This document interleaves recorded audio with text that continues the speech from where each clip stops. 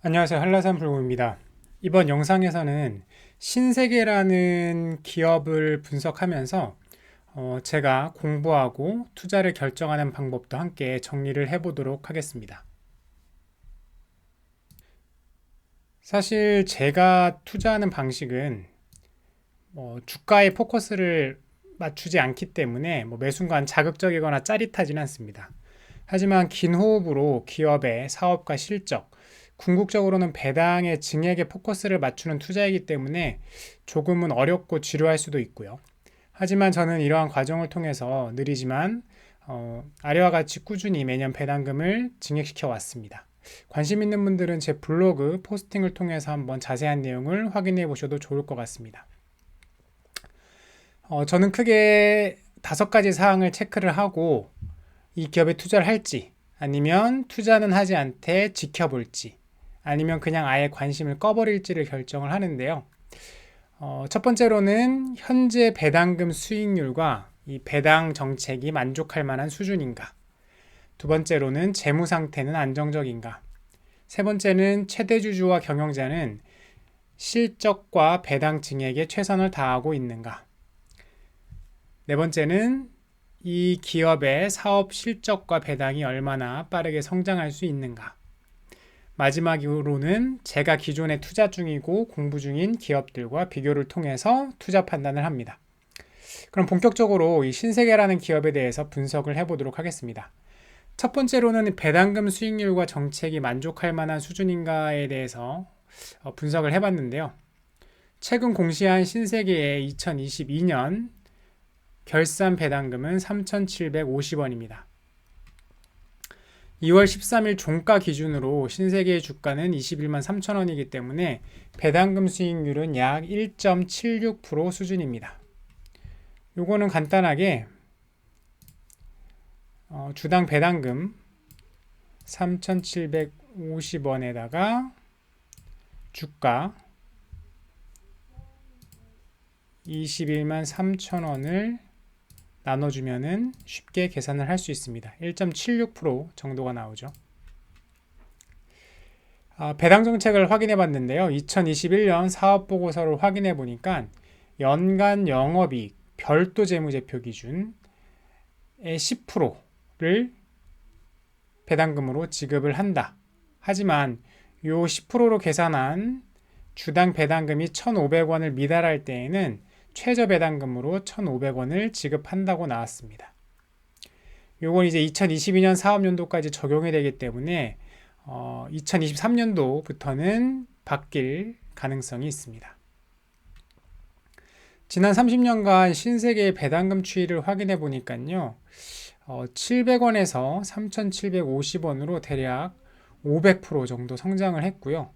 2017년부터 2022년까지 급격하게 성장을 했는데요. 2017년까지 1250원 정도에 그쳤던 이 배당금이 18년, 19년, 20년, 21년, 22년 거치면서 3,750원으로 증가를 했습니다. 어떻게 보면은 대략 한 6년이라는 기간 동안에 약 300% 정도가 성장을 한 셈이죠. 종합해보면은 2017년부터의 배당 성향, 연결순위 기준으로 했을 때 배당 성향이 10%가 채 되지 않습니다. 종합적으로 이 주가 대비 배당금이 주가 대비 이익 대비 배당금이 굉장히 박한 편이며 이로 인해서 주가 대비 배당금 수익률도 낮은 편이라고 보입니다. 그럼 재무 상태와 현금 흐름은 안정적인가? 2022년 3분기 기준으로 했을 때 이 신세계의 부채 총계는 7조 8,821억, 자본 총계 5조 7,625억 원으로 부채 비율은 136.78%입니다. 그리고 사업 보고서를 통해서 유동자산, 유동 비율을 확인해 봤어요. 유동자산이 2조 4,561억, 유동부채는 4조 6,081억으로 유동 비율이 53%밖에 안 됩니다. 상품권으로 인한 부채가 한 7,122억 정도 되는데요. 요것 때문에 부채가 좀 많다는 점을 고려해도 유동성이 너무 좋지 않습니다. 매입 채무가 한 1조 2,741억 정도 되고 단기 차입금이 1조 9,259억 정도 됩니다. 그나마 이 영업활동 현금 흐름은 꾸준히 증가를 하면서 잉여 현금 흐름도 좋아지고 있는데요. 2021년, 2022년 기준으로는 연간 1조 원 가까운 영업활동 현금 흐름이 발생을 했고, 이 때문에 5천억 정도의 잉여 현금 흐름이 만들어지고 있습니다. 그러면 이 최대 주주와 경영진은 기업의 실적과 배당 성장에 집중하는가 부분을 한번 살펴볼 텐데요. 이 신세계 같은 경우에는 이 정유경 사장이 18.56%로 단일 최대 주주이고요. 그의 어머니인 이명희 회장이 10%로 2대 주주입니다. 즉 이들 모녀가 28.56%의 지분을 통해서 이 신세계라는 기업의 경영권을 행사를 하고 있습니다. 그 외에 국민연금이 11.17%를 보유하고 있고요. 이 정유경 사장은 경영권을 계속 유지하기 위해서는 이명희 회장으로부터 지분을 물려받거나 아니면은 신세계 주식을 따로 매수를 해야 합니다. 그런데 이 두 가지 방법 모두 거액의 자금을 필요로 하고요. 신세계 주가가 낮으면 낮을수록 이 경영권을 계속 이어나가는 데 필요한 자금이 적어집니다. 왜냐하면 이명희 회장으로부터 신세계 지분을 증여나 상속받는다고 하더라도 신세계 주가에 따라서 증여세, 상속세가 결정이 되기 때문에 신세계 주가가 낮을수록 좋고요. 따로 지분을 매수한다고 하더라도 당연히 신세계 주가가 낮으면은 그만큼 똑같은 지분을 매입하는데 필요한 자금이 줄어들게 됩니다. 그래서 저라면은 제가 만약에 이명희 회장, 정유경 사장이라면은 이 신세계의 주가는 최대한 낮게 유지하고 대신에 개인적으로 지분을 보유 중인 신세계 인터내셔널 등의 배당금과 시장 가치를 최대한 높여서 이쪽을 통해서 승계 재원을 마련해서 신세계의 경영권을 계속해서 이어나가는 그런 욕심이 생길 것 같습니다. 물론 이들이 그렇다는 것은 아니고요. 그러면 마지막 네 번째로 신세계의 사업 실적과 배당은 얼마나 빠르게 성장할 수 있을까를 생각을 해봤어요. 우선 최근 신세계의 실적을 살펴보면요. 매출과 이익이 꾸준히 성장을 하고 있습니다. 2021년에는 연간 매출 6.3조, 6조 3천억, 영업이익 5,174억, 순이익 3,889억을 기록했고요. 2022년에는 매출 7.8조 원, 영업이익 6,453억, 순이익 5,049억을 기록했습니다. 2021년에서 2022년으로 넘어가면서 매출이 23.7%, 영업이익 24.7%, 당기순이익은 거의 30% 정도 증가를 했습니다. 신세계는 크게 보면은 이 백화점, 그리고 면세점, 신세계 DF, 그리고 부동산, 호텔, 패션, 화장품, 생활, TV 쇼핑 사업을 하고 있는데요. 매출 비중을 살펴보면은 면세점 사업이 43.6%, 그리고 백화점이 32.6%, 패션, 화장품이랑 라이프스타일을 포함한 패션이 20%로 보면 면세점, 백화점, 패션 사업이 주축입니다.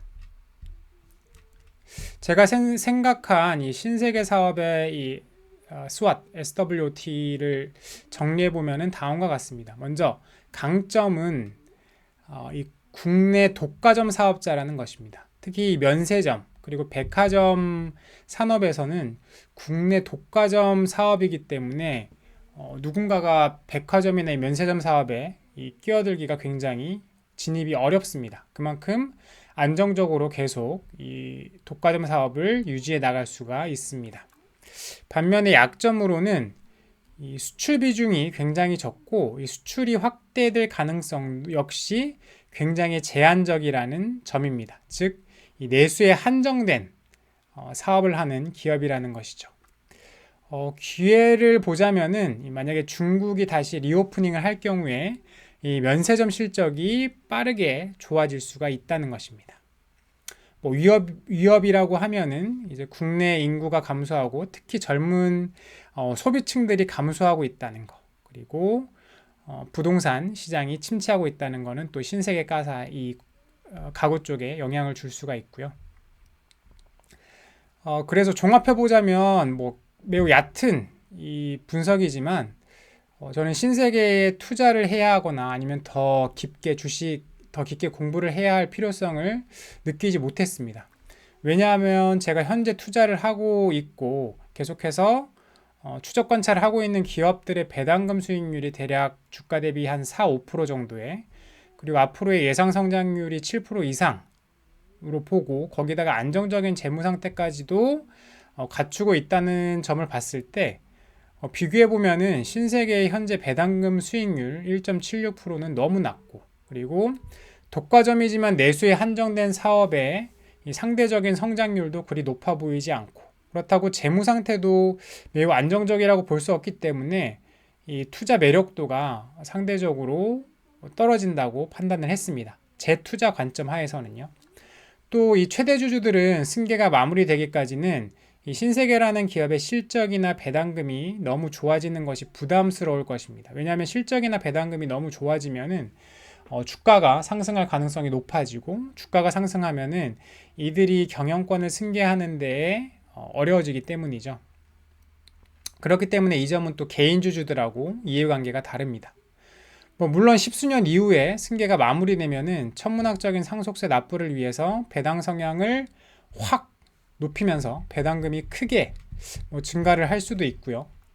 아니면은 중국의 리오프닝이 진짜 급속도로 진행이 되면서 면세점 실적이 급성장할 가능성이 크지만 얼마나 기다려야 될지 알 수가 없습니다. 그렇기 때문에 저의 투자 성향으로는 이미 만족할 만한 이 배당 수익을 주면서 앞으로도 꾸준히 성장해 나갈, 또는 현재 배당 수익은 좀 적지만 폭발적으로 실적과 배당 성장이 가능한 기업들만 공부하는 것만으로도 시간과 에너지가 부족하기 때문에 일단 이 신세계라는 기업 주식은 더 이상 팔로우하지 않는 걸로 결정을 했습니다. 제가 얘기하는 것이 신세계가 나쁜 기업이라거나 현재 주가가 싸다 비싸다의 개념이 아닙니다. 신세계는 좋은 기업이지만 제 투자 성향, 그러니까 제가 앞으로 받게 될 배당 수익을 굉장히 중요시하는 투자 관점에서는 상대적으로 더 좋은 기업들이 많기 때문에 굳이 이 신세계라는 기업에 투자를 하거나 더 깊이 공부를 하면서 팔로우업 해야 될 그런 필요성을 느끼지 못했다는 것입니다. 그리고 제가 인지하지 못하는 신세계의 장점이나 성장 동력이 있을 가능성도 있음을 충분히 인정하고요. 혹시나 제가 인지하지 못하고 있는 부분에 대해서는 댓글 달아주시면 열심히 공부하도록 하겠습니다.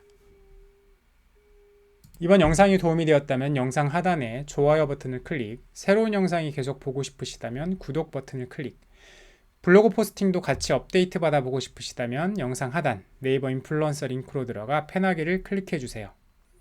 오늘은 여기까지입니다. 봐주셔서 감사합니다.